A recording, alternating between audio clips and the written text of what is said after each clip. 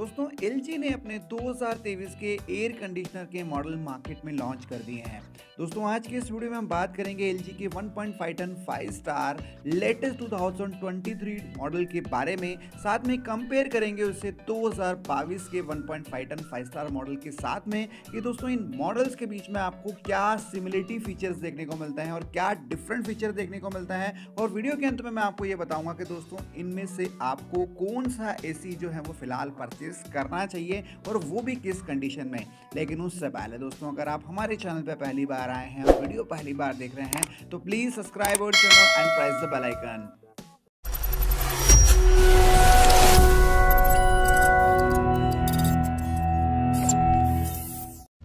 दोस्तों एक AC लेने से पहले कुछ चीज़ें आपके लिए जानना काफ़ी ज़रूरी होता है, जैसे कि दोस्तों AC लें तो कौन सा लें, विंडोज़ AC या फिर स्प्लिट AC।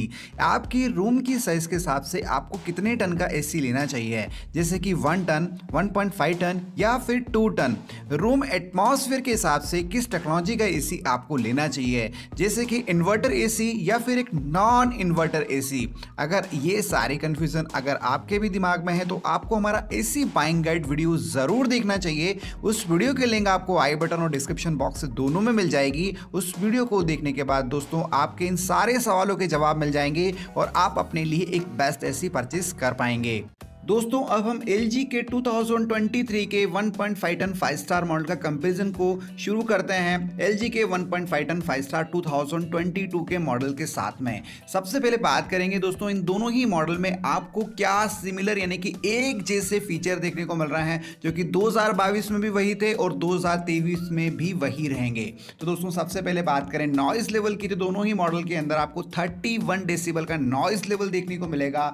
वहीं पर दोस्तों जो आपको कूलिंग कॉइल्स और कंडेंसर कॉइल्स मिल रही हैं उसके अंदर 100% कॉपर का यूज किया है LG ने। साथ में दोस्तों कूलिंग कॉइल्स और कंडेंसर कॉइल्स के ऊपर आपको ब्लैक कलर का कोटिंग प्रोडक्शन भी देखने को मिलता है। रेफ्रिजरेंट गैस की बात करें तो दोस्तों आपको R32 रेफ्रिजरेंट गैस यहां पर मिलेगी, जो कि इन्वायरमेंट इको फ्रेंडली गैस है, ओजोन लेयर को कोई नुकसान नहीं पहुंचाती और कूलिंग के मामले में काफी इफिशिएंट है। फीचर की बात करें तो दोस्तों आपको इन AC के अंदर डुअल इन्वर्टर कंप्रेसर मिलेगा, जिसमें LG क्लेम करता है कि दोस्तों 52 डिग्री एम्बिएंट टेम्परेचर में भी आपको यहां पर बहुत अच्छी कूलिंग देखने को मिलेगी।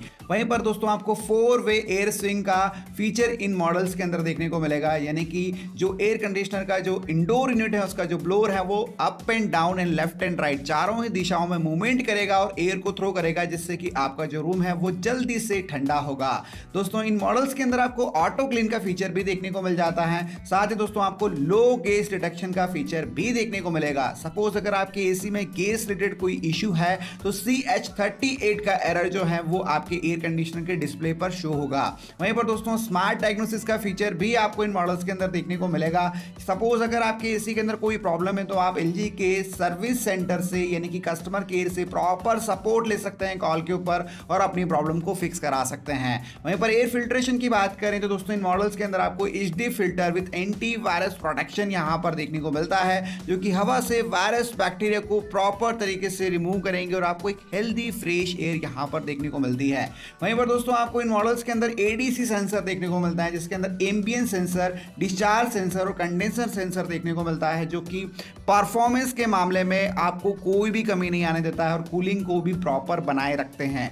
और दोस्तों इन मॉडल्स के अंदर आपको इनबिल्ट स्टेबलाइजर फ्री ऑपरेशन भी देखने को मिलता है, यानी कि आपको एक इनबिल्ट स्टेबलाइजर मिलेगा जिसकी वोल्टेज रेंज दोनों ही मॉडल में आपको 120 वोल्ट से लेकर 290 वोल्ट तक देखने को मिलेगी। इसका मतलब यह है कि दोस्तों 120 वोल्ट तक अगर वोल्टेज जो है वो डाउन होता है तो भी आपको स्टेबलाइजर की जरूरत नहीं है, और 290 वोल्ट तक भी अगर पावर सर्ज होता है तो भी आपको जो है वो स्टेबलाइजर की जरूरत नहीं है। लेकिन दोस्तों प्रैक्टिकली बात करें तो पावर कभी भी अचानक से नीचे चले जाता है और कभी भी जो है वो अप हो जाता है और इसका अंदाजा आप कभी भी नहीं लगा सकते हैं। इसलिए मैं आपको रिकमेंड करूंगा कि इन AC के साथ में एक अच्छी कंपनी का स्टेबलाइजर जरूर लगाएं। स्टेबलाइजर आपको कौन सा लेना चाहिए इसके ऊपर डिटेल में ऑलरेडी हमने आपके लिए वीडियो बनाया हुआ है, उस वीडियो को देखकर आप अपने लिए बेस्ट स्टेबलाइजर चूज कर सकते हैं। बात करें दोस्तों इंडोर यूनिट के साइज की, तो दोनों ही मॉडल के अंदर जो है वो आपको 11 kg का इंडोर यूनिट यहां पर देखने को मिलेगा। वहीं पर वारंटी की बात करें तो सेम वारंटी आपको मिल रही है 1 साल की ओवरऑल प्रोडक्ट पर, वहीं पर आपको 5 साल की PCB पर वारंटी मिल रही है और 10 साल की कंप्रेसर पर वारंटी मिल रही है, वो वो भी गेज चार्जिंग के साथ में। तो दोस्तों ये तो हो गए सिमिलर फीचर जो कि दोस्तों 2022 और 2023 में आपको सेम देखने को मिल रहा है, लेकिन 2023 के मॉडल में क्या बदलाव हुआ है उस बारे में हम बात कर लेते हैं। तो दोस्तों सबसे पहले हम बात करेंगे कूलिंग कैपेसिटी की। तो 2023 के मॉडल में दोस्तों आपको 4600 वॉट की 100% कूलिंग कैपेसिटी मिलती है। उस हिसाब से दोस्तों वो एयर कंडीशनर आपको जो है वो 1.31 टन का ही देखने को मिलेगा। वहीं पर जो दोस्तों 2023 का मॉडल है वो मैक्सिमम 5400 वॉट की कूलिंग कैपेसिटी में भी परफॉर्म कर सकता है, और उस हिसाब से दोस्तों ये एयर कंडीशनर जो है वो मैक्सिमम 1.54 टन पर परफॉर्म करेगा।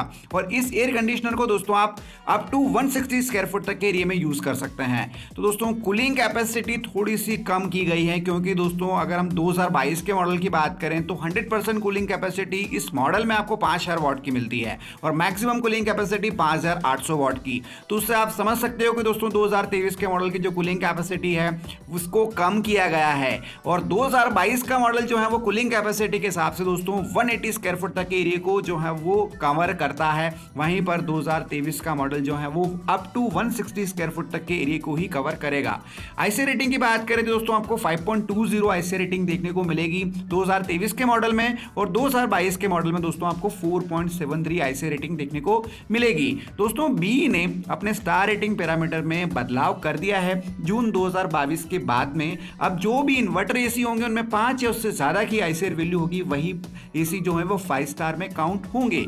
एनर्जी कंजप्शन की बात करें तो दोस्तों 2023 का मॉडल सालाना 685 यूनिट कंज्यूम करेगा, और यहां पर 2022 का जो मॉडल है वो 818 यूनिट कंज्यूम करेगा। अगला जो चेंजेस है दोस्तों वो है इनकी आउटडोर यूनिट में। सीधी सी बात है, कूलिंग कैपेसिटी यहां पर कम मिल रही है 2023 के मॉडल में, तो इसका आउटडोर यूनिट का वेट थोड़ा सा जो है वो कंपनी ने बढ़ाया है, और आउटडोर यूनिट यहां पर 30 kg का आपको मिल रहा है। वहीं पर दोस्तों 2022 के मॉडल का जो आउटडोर यूनिट का वेट था वो केवल 28.5 kg आपको देखने को मिलता था। तो आउटडोर यूनिट बड़े होने से दोस्तों कूलिंग में काफी इंपैक्ट आता है। सीधी सी बात है दोस्तों, अगर आउटडोर यूनिट बड़ा है तो कंडेंसर कॉइल्स भी आपको बड़ी मिलेगी, इसका इंपैक्ट कूलिंग में काफी हद तक रहता है। तो यहां पर अगर हम ओवरऑल बात करें तो दोस्तों 2023 के मॉडल की जो कूलिंग कैपेसिटी है उससे कम किया गया है, आईसी रेटिंग को बढ़ाया गया है, जिससे कि दोस्तों ये जो एयर कंडीशनर है वो एनर्जी एफिशिएंट बन जाता है, लेकिन वहीं पर एरिया काफी कम कवर करेगा कंपेयर टू 180 स्क्वायर फुट। 2023 का मॉडल जो है दोस्तों वो 160 स्क्वायर फुट तक के एरिया के लिए ही एक अच्छा ऑप्शन है।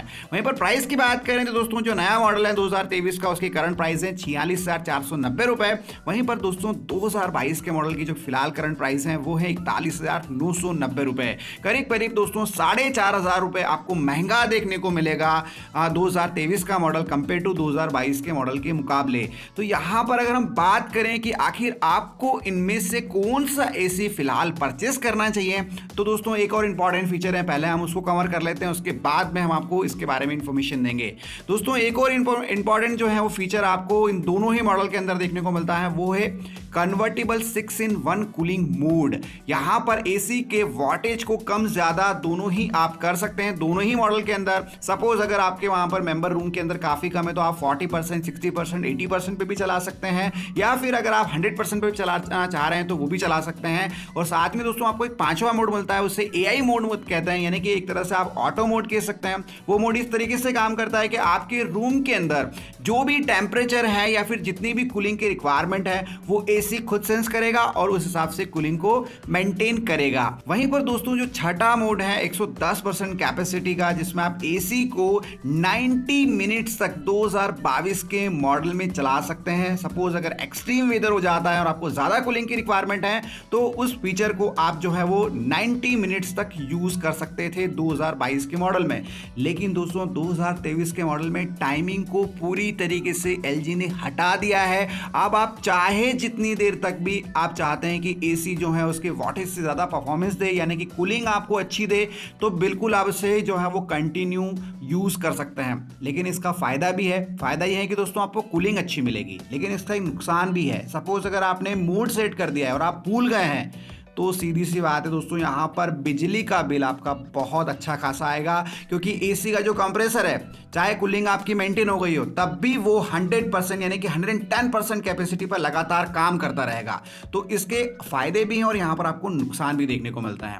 इसके अलावा दोस्तों 2023 के मॉडल में एक और फीचर को ऐड किया है, वो है म्यूट 3 सेकंड का फीचर। जब कभी भी आप एसी को स्टार्ट करेंगे तो दोस्तों जो शुरू में नॉइस आता है या बीप साउंड आता है वो 2023 के मॉडल में नहीं आएगा। लेकिन ये फीचर इतना इंपॉर्टेंट भी नहीं है, हो सकता है आपके लिए इंपॉर्टेंट हो, लेकिन बहुत से लोगों के लिए फीचर इतना इंपॉर्टेंस नहीं रखता है।